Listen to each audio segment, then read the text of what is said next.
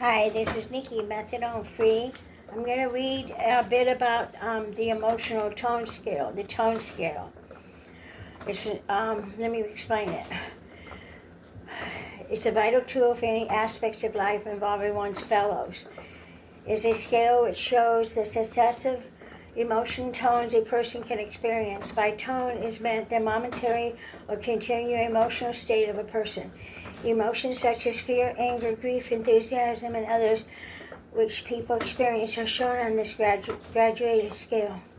Skillful use of this scale enables one to both predict and understand human behavior in all of its manifestations. This tone scale plots the descending spiral of life from full vitality and consciousness through half vitality and half consciousness down to death. Realize that drug addicts hold a very low tone level of apathy where they don't care anymore, and that's close to death. So you can climb up this tone scale. By various calculations about the energy of life, by observation and by test, this tone scale is able to give levels of behavior as life declines. These various levels are common to all people. When a person is nearly dead, they can be said to be in a chronic apathy, and they behave in a certain way about other things. This is 0.05 on the tone scale. When a person is chronically in grief about his losses, he is in grief, and he behaves certain ways about many things. He is a 0.5 on the tone scale.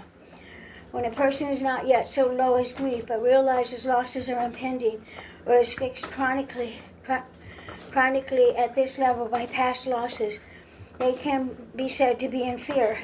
This is around 1.0 on the tone scale. And folks, this is where a lot of addicts are. They're in fear, and that's why they mood alter, to cover the fear. An individual is fighting against threatened loss is in anger, and he manifests other aspects of behavior. This is a 1.5 on the emotional tone scale. I hope y'all are liking this because I'm reading it to you on my exercise bike. And that helps with the cardiovascular go up anyway. Getting ready for work. So as we proceed, we're on page 4. The person who is merely suspicious that loss may take place or who has become fixed at this level is resentful. He can be said to be antagonism. This is a 2.0 on the scale. Above antagonism, the situation of a person is not so good that he is enthusiastic. Not so bad that one is resentful. One has lost some goals and cannot immediately locate others. They are said to be in boredom, or a 2.5 on the tone scale. At 3.0 on this scale, a person has a conservative, curious aspect towards life, but is reaching their goals. At a 4.0, the individual is enthusiastic, happy, and vital. Very few people are natural 4.0s. A charitable average is probably about 2.8. You have watched the scale in operation before now. Have you ever seen a child trying to acquire, let us say, a nickel? At first, they are happy. They simply want a nickel. If refused, they then explains why he wants it. If fails to get it and did not want it badly, they become bored and goes away. But if they wants it badly, the person will get antagonistic about it. Then they will become angry. Then that failing, they may lie about why he wants it. That failing, she goes into grief. And if he still refuses, she finally sinks into apathy and says she doesn't want it anyway. This is negation. Okay, a child threatened by danger also dwindles down the scale. At first, he does not appreciate that the danger is posed at them, and he still is cheerful. Then the danger, let us say, is a dog, starts to approach her. The child sees the danger, but still does not believe it is for her and keeps on with his business. But she's playing things, but his playthings bore him for the moment. She's a little apprehensive and not sure. Then the dog comes nearer. The child resents him or shows some antagonism. The dog comes nearer still. The child becomes angry and makes some effort to injure the dog. I-N-J-U-R-E, injure the dog. The dog comes still near, and it's more threatening. The child becomes afraid. Fear unveiling, the child cries. If the dog still threatens them, the child may go into apathy and simply wait to be bitten. Objects or animals or people which assist survival as they become inaccessible to the individual bring him down the tone scale. Okay, so objects or animals or people which assist survival as they become inaccessible to the individual bring them down the tone scale. Objects, animals, or people which threaten survival as they approach the individual bring him down the tone scale. This scale has a chronic or an acute aspect. A person can be brought down the tone scale to a level for 10 minutes and go back up. Or they can be brought down it for 10 years and not go back up. That's why I'm telling you to confront your triggers and your buttons so you can fluctuate healthily up and down the emotional tone scale. A person who has suffered too many losses, too much pain, tends to become fixed at some lower level of the scale and with only slight fluctuation stays there. Then his general common behavior will be at the level of the tone scale. At that level, I just say their antagonism, that's 2.0, boredom. A man who has suffered too many losses, too much pain, tends to become fixed at some level of the scale. That's when you do your fears list. Like a 12-step program, do your amends, do the steps, confront your fears, and forgive everyone and everything. Okay, it's just as a 0.5 moment of grief can cause a child to act along the grief band for a short while, so can a 0.5 fixation cause an individual to act 0.5 toward many things in their life. So the 0.5 is apathy. Okay, so there is a momentary behavior or fixed behavior. The tone scale in full. Okay, this is a real small book, so the tone scale, as can be seen on page 8, starts well below apathy. In other words, a person is feeling no emotion about a subject at all. An example of this was the American attitude concerning the atomic bomb. Something about which they should have been very concerned was so far beyond their ability to control and so likely to end their existence that they were below apathy about it. They actually did not even feel that it was very much of a problem. Feeling apathetic about the atomic bomb would be an advance over the feeling of an emotion, whatever on the subject which should intimately concern a person. In other words, on many subjects and problems, people are actually well below apathy. There, the tone scale starts on utter, dead no, far below death itself. Going up into improved tones, one encounters the level of body death, apathy, grief, fear, anger, antagonism, boredom, enthusiasm, serenity, in that order. There are many small stops between these tones, but one knowing anything about human beings should definitely know these particular emotions. A person who is in apathy, when his tone is improved, feels grief. A person in grief, when his tone improves, feels fear. A person in fear, when their tone improves, feels anger. A person in anger, when their tone improves, feels antagonism. A person in antagonism, when their tone improves, feels boredom. When a person in boredom improves his tone, they are enthusiastic.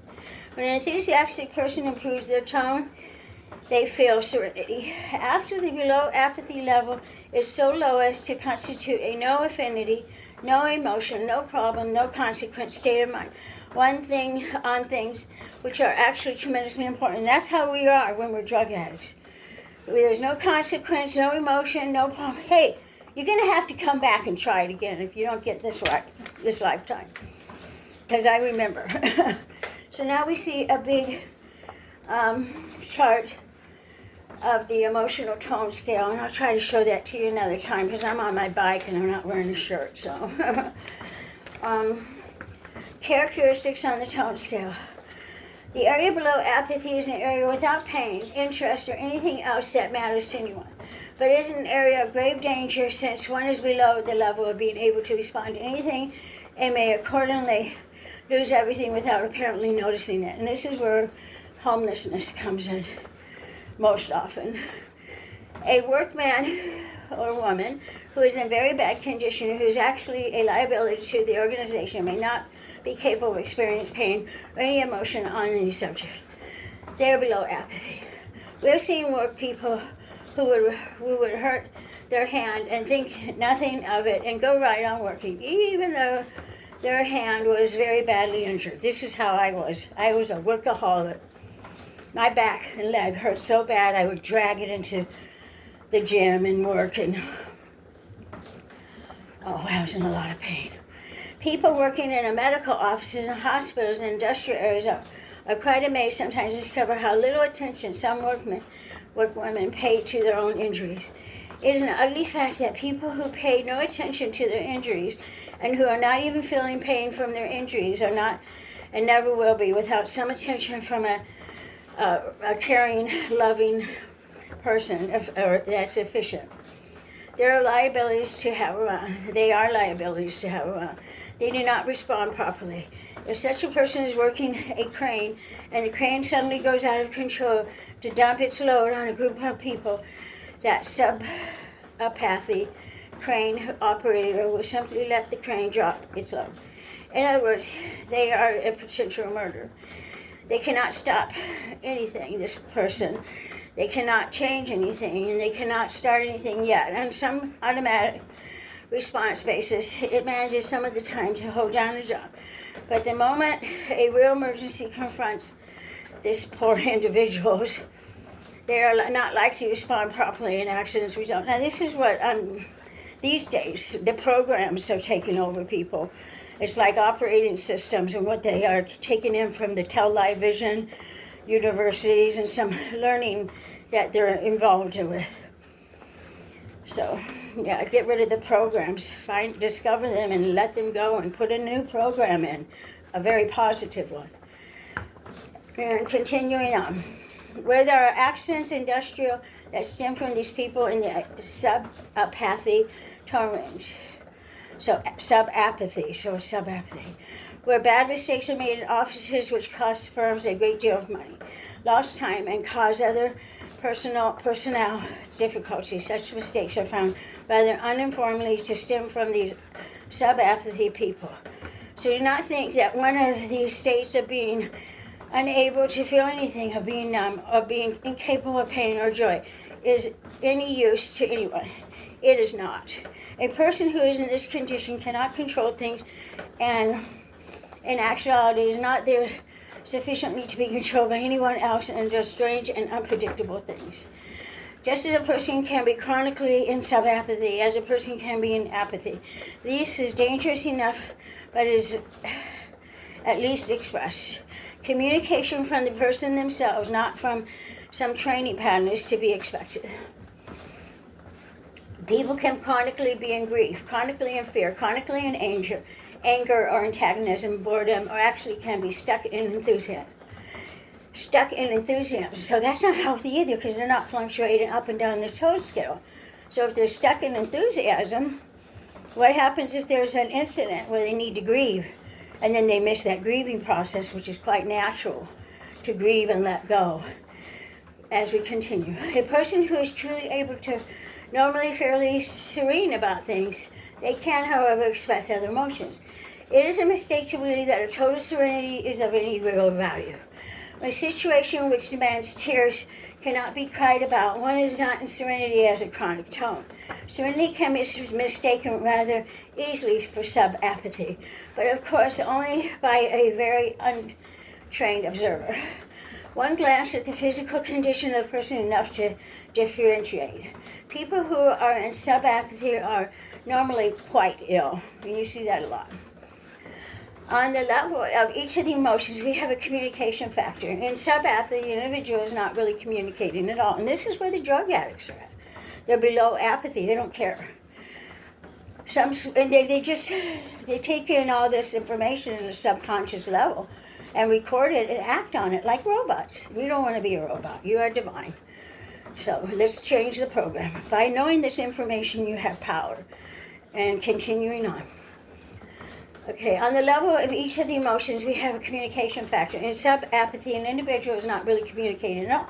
Some social response or training pattern, or as we say, circuit is communicating.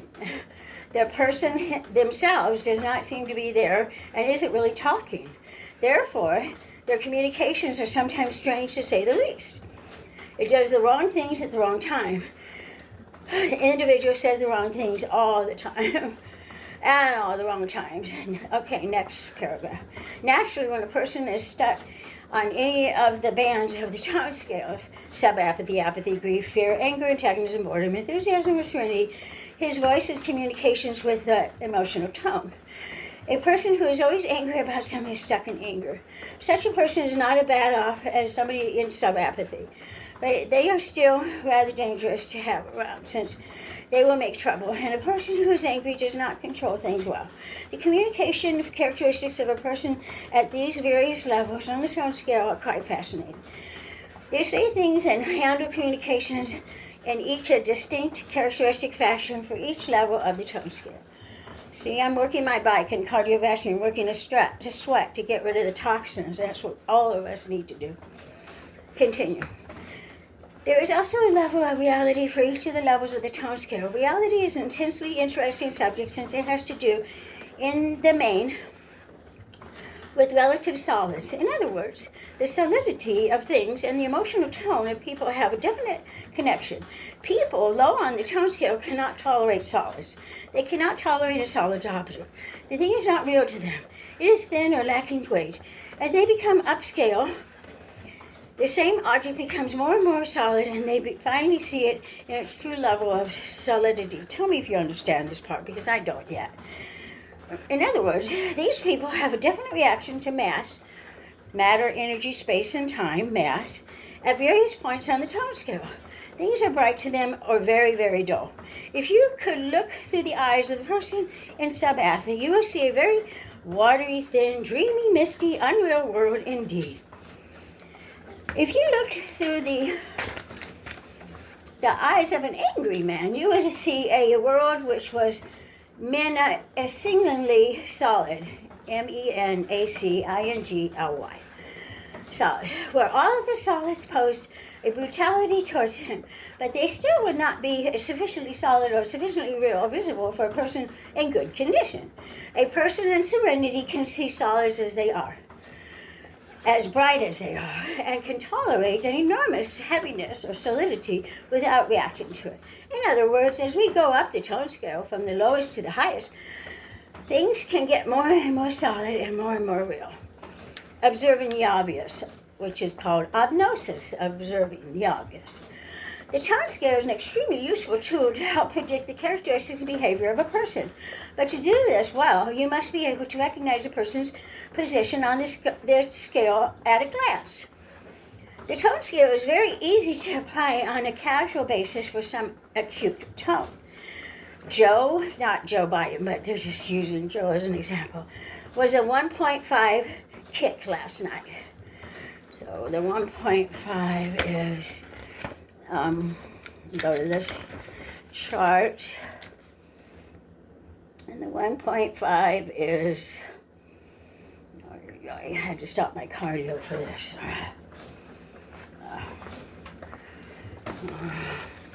right, I don't see what, 1.5 is anger. Okay, 1.5 is anger. Okay. Don't scale. Okay, sees a 1.5 last night. Shirley turned red as a bead and threw a book at your head. Simple. Mary breaks into sobs and grabs the Kleenex. Easily recognizable as grief. But how about a person's chronic tone level? This can be masked by a thin veneer of social training and responses. Such is called a social tone. It is neither chronic nor acute, but is reflection of the person's social education and mannerisms adopted to present himself to others. How sharp and how certain are you about that? Take a person that you're familiar with. What exactly is his chronic tone? Now, see, I have a problem with this. Like, I like to keep it real and be myself. And if people don't like it, they can lump it. I don't care. So I like to make friends, but, if they ask me how I'm doing, I feel guilty lying. If I'm not doing too good and they just don't acknowledge it, then I don't need them in my lives. Just keep it real. Okay. There is a word, obnosis, which has been put together from the phrase, observing the obvious. The art of observing the obvious is strenuously neglected in our society. Pity. It's the only way you ever see anything, you observe the obvious. You look at the isness of something, which is actually there. Fortunately for us, the ability of gnosis is not in any sense inborn or mystical, but is being taught that way by people outside of certain organizations. How do you teach somebody to see what is there? Well, you put up something for him to look at and have them tell you what they see. An individual can practice this on their own or in a group situation, such as a class. One simply selects a person or object and observes what is there. In a classroom situation, for example, a student is asked to stand up in front of the room and be looked at by the rest of the students. An instructor stands by and asks the students, what do you see? The first respond run about like this. Well, I can see he has a lot of experience. Oh, can you? Can you really see his experience? What do you see there? Well, I can tell from the wrinkles around their eyes and mouth that he has had lots of experience. All right. Well, what do you see? Oh, I get you. I see wrinkles around his eyes and mouth. Good. The instructor accepts nothing but that is not plainly invisible. A student starts to catch on and says, well, I can really see he's got ears. All right. But from where you're sitting, can you see both ears right now as you're looking at him? Well, no. Okay, what do you see? I see he's got a left ear. Fine. No guesses, no assumptions will do. For example, he's got a good posture. Good posture in comparison to with what? Well, he's standing straighter than most people I've seen. Are they here now? Well, no, but I've got memories of them. Come on, good posture in relation to what? That you can see right now. Well, he's standing straighter than you are. You're a little slouch. Right this minute? Yes, very good. So, observing the obvious. The goal of such drilling is to get a student to the point where they can look at a person or an object and see exactly what is there. Not a deduction of what might be there from what he is not there. Just what is there. Visible and plain to the eye. It's so simple, it hurts. You can get a good tip on chronic tone from what a person does with their eyes. At apathy, they will give the appearance of looking fixated for minutes on end at a particular object. The only thing is they don't see it. The person isn't aware of the object at all. If you dropped a bag over their head, the focus of his eyes would probably remain the same. Moving up to grief, the person does look downcast. A person in chronic grief tends to focus their eyes down in the direction of the floor a good bit. In the lower range of grief, their attention will be fairly fixed as an apathy. As they start to moving up the fear band, you get the focus shifting around, but still directed downward. At fear level itself, the very obvious characteristics is that the person can't look at you. People are too dangerous to look at. They're probably supposedly talking to you, but he's looking over in the far left. Then he glances at your feet briefly, then over your head, and you get the impression a plane's passing over. But now they're looking back over his shoulder, flick, flick, flick, flick, flick. In short, they'll look everywhere but at you. So that's a person in fear. Then at the lower level of anger, they will look away from you deliberately. He looks away from you. It's an overt communication break. A little further up the line, and He'll look directly at you, all right, but not very pleasantly. He wants to locate you as a target. Then, at boredom, you get the eyes wandering around, but not frantically as in fear. Also, he won't be avoiding looking at you. He'll include you among the things he looks at. Next, equipped with data of this sort, and having gained some proficiency in the hypnosis of people, a person can next go out into the public to talk to strangers and spot them on their tone scale. Usually, but only as a slight crutch in the approaching people, a person doing this should have a series of questions to ask each person, and a clipboard for jotting down the answers, notes, etc. The real purpose of their talking to people at all is to spot them on the tone scale. Now, they have pictures of folks, their eyes, and how they look in apathy, grief, fear, anger, and boredom. Chronic tone and social tone. They are given questions calculated to produce lags and breakthrough social training and education so that the chronic tone juts out. Here are some questions used for this drill.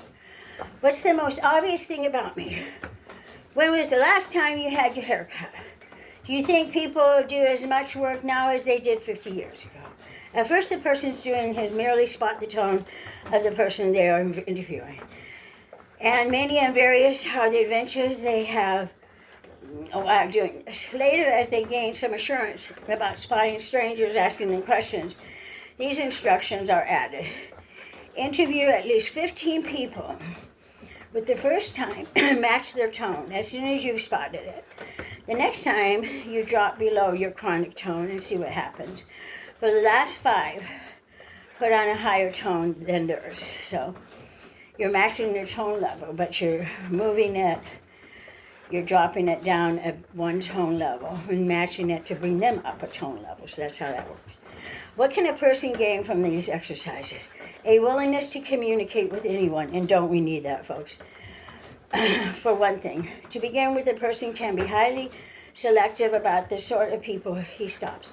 Only old ladies, no one who looks angry, only people who look clean. Finally, they just stop the next person who comes along, even though he looks leprous and armed to the teeth. Their ability to confront people has come up, and a person is just somebody else to talk to. They become willing to pinpoint a person on the scale without wavering or hesitating. They also become quite gifted and flexible at assuming tones at will and putting them across convincingly, which is very useful in many situations and lots of fun to do. Being able to recognize the tone level of people at a single glance is an ability which can give a tremendous advantage in one's dealings with others. It is a skill well worth the time and effort. Let me add, we need to mingle. We need to talk with one another. And this is a way to bring up one's bravery in order to do that. Because humans are social people. So we left on page 17. And then they've got up until page 26. So I can read you more. I know I am. I hope this assists people in knowing that we can fluctuate up and down the tone scale, but we are stuck on certain levels. Thank you for listening. Please like, share, and subscribe, and practice good virtues. Good virtues!